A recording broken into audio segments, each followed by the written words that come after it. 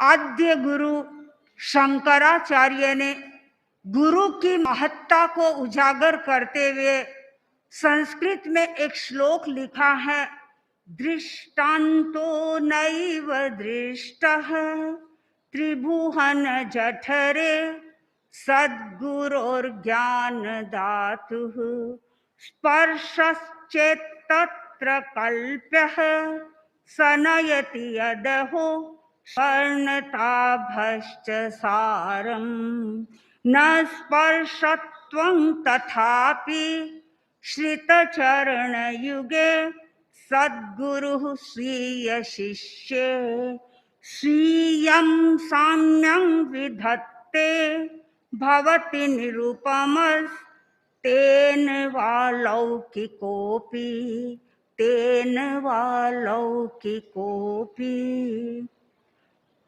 आद्य गुरु शंकराचार्य ने लिखा है कि तीनों लोक में ज्ञान देने वाले गुरु को किसी दृष्टांत से कहा नहीं जा सकता, उसकी व्याख्या नहीं की जा सकती।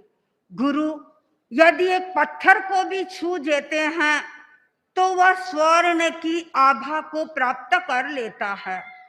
और आगे उन्होंने लिखा है, मान लो किसी को उसने छुआ नहीं, लेकिन न छूने पर भी कोई व्यक्ति यदि गुरु के चरण युगल में पहुंच गया, गुरु की सन्निधि में पहुंच गया, तो गुरु अपनी जो स्वयं की समता है वह शिष्य में प्रतिष्ठित कर देता है। ऐसे गुरु इस दुनिया में अलौकिक होते हैं, ऐसे गुरु निरुपम होते हैं। आज जैन विश्व भारती के प्रांगण में ऐसे ही अलौकिक गुरु का आगमन हुआ है, और जो अलौकिक होते हैं वे ही अलौकिक कार्यों का संपादन करते हैं। जनवरी के महीने में हमने देखा परम पूज्य आचार्यवर इसी सुधर्मा सभा में विराजमान थे, साध्वी प्रमुखा श्री जी विराजमान थे, और अनेक लोगों की उपस्थिति, हजारों लोग आचार्यवर की उपासना कर रहे थे। और शायद उस समय किसी ने ये कल्पना नहीं की होगी कि आचार्यवर साध्वी प्रमुखा श्री जी को आज शासन माता के रूप में संघ में प्रतिष्ठित करेंगे। और शायद किसी ने उस समय ये भी कल्पना नहीं की थी कि आज आचार्यवर को संपूर्ण संघ की सहमति के साथ शासन माता आचार्यवर को युग प्रधान के अलंकरण से अलंकृत करेंगे। ये सब घटनाएं तब घटित होती है जब अलौकिक गुरु का सानिध्य मिलता है। परम पूज्य आचार्यवर को का हम सबको सानिध्य उपलब्ध हो रहा है। जैन विश्व भारती में आचार्यवर का यह शुभागमन मंगल का प्रतीक मानती हूँ। जैन विश्व भारती साहित्य, शोध, शिक्षा और साधना के अनेक कार्यों को संपादित कर रही है। जैन विश्व भारती का अपना रमणीय स्थान लोगों के लिए आकर्षण का कारण भी बन रहा है, और इसके बारे में बताया जाता है कि सावन और भादवे के महीने में तो इसकी स्थिति भी अलग रहती है। सारा चारों ओर रमणीय वातावरण सा प्रतीत होता है, और इस रमणीयता के बारे में ही लिखा गया है, शुद्ध हवा, शोधित दवा और दवा बिन देर भैया सावन भादव विश्व भारती हेर। यानी सावन और भादव के महीने में आप विश्व भारती को देखें, विश्व भारती का एक नया नजारा आपको दिखाई देगा। और परम पूज्य गुरुदेव श्री तुलसी ने तो विश्व भारती के लिए लिख दिया, तपोवन की लिए आभा जय विभा परिसर खिला। यानी जैन विश्व भारती का यह तपोमय प्रांगण है जो लोगों के लिए मन भावक है। और शायद इसीलिए कहा जाता है कि Jain Vishwa Bharati it is a land of peace, finance and peacock. Jain Vishwa Bharati वास्तव में आने वाले साधक को शांति प्रदान करती है।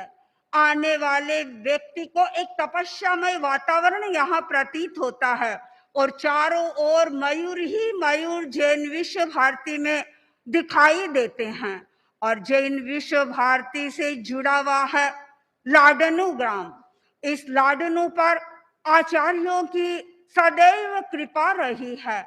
मैंने स्वयं देखा, गुरुदेव तुलसी के अंतिम 2 चातुर्मास लाडनू में हुए थे। आचार्य महाप्रज्ञ जी ने अपना अंतिम चातुर्मास लाडनू में किया और वर्तमान में हम परम पूज्य आचार्यवर को देख रहे हैं। आचार्यवर ने लाडनू के गौरव को कितना बढ़ाया है, उसकी हम शब्दों से व्याख्या नहीं कर सकते हैं।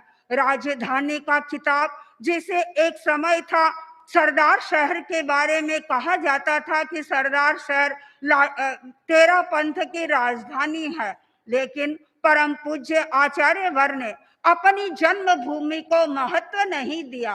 अब जो प्रसंग परंपरा से चलता आ रहा था, यानी सरदार शहर को तेरा पंथ की राजधानी कहा जाता था, किंतु आचार्यवर ने लाडनू में वो गुण देखे, लाडनू की वह स्थिति देखी और आचार्यवर ने लाडनू को तेरा पंथ की राजधानी के रूप में घोषित कर दिया।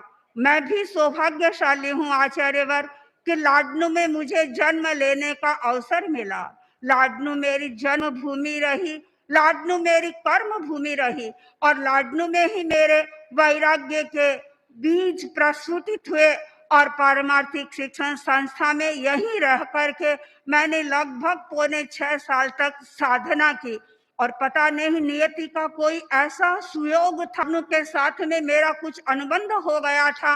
परम पूज्य गणाधिपति गुरुदेव श्री तुलसी ने सुधर्मा सभा के इसी भव्य पंडाल में मुझे 1980 में समर्ण दीक्षा प्रदान की और उसके बाद ऐसा ही एक शुभ संयोग मिला 92 का, जब परम पूज्य गुरुदेव श्री तुलसी का चातुर्मास चल रहा था और उस समय में मुझे आचार्यवर ने वह रत्न प्रदान किया जिसकी मैं वर्षों से प्रतीक्षा कर रही थी। 1992 में इसी सुधर्मा सभा में परम पूज्य आचार्यवर ने मुझे संयम का रत्न प्रदान किया।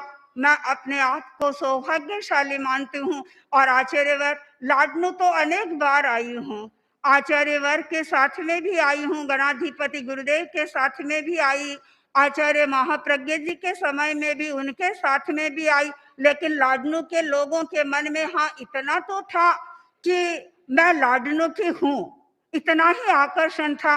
किंतु आचार्यवर आपने मेरा मूल्य बढ़ा दिया। सरदार शहर में मुझे एक जिम्मेदारी दी, वह छोटी नहीं थी, वह बहुत बड़ी जिम्मेदारी थी और जैसे ही इस जिम्मेदारी के साथ में आपने मुझे जोड़ा, लोगों ने मुझे अपने सिर पर चढ़ा लिया और ऐसा लगता है कि चारों ओर एक प्रसन्नता का माहौल है। आज इस प्रसन्नता के माहौल में मैं बहुत अधिक बोलूं मुझे अपेक्षा नहीं लगती। एक छोटी सी घटना के द्वारा ही मैं अपनी बात को विराम देना चाहूंगी। अयोध्या में पहुंचे श्री राम और उस समय में सबको लग रहा था कि युद्ध को जीतने में अनेक लोगों ने अनेक कार्य किए हैं।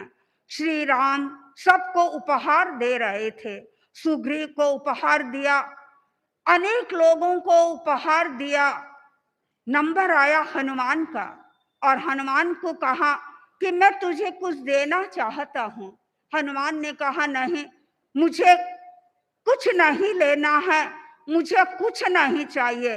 और देखा राम का बहुत अधिक आग्रह है, राम कुछ देना चाहते हैं, तो हनुमान ने बड़े विवेक के साथ में अपनी बात प्रस्तुत की। श्री राम से निवेदन किया कि भगवान मुझे और कुछ नहीं चाहिए, मुझे तो आपके ये 2 पद चाहिए, आपके ये 2 चरण चाहिए। इन 2 चरणों की बस मैं उपासना करता रहूं। आचार्यवर, आज मैं भी आपसे यही वरदान मांगना चाहती हूँ कि ये 2 चरण आपके मुझे निरंतर मिलते रहें और मैं हमेशा आपकी उपासना करती रहूं और संघ की सेवा करती रहूं। ओम।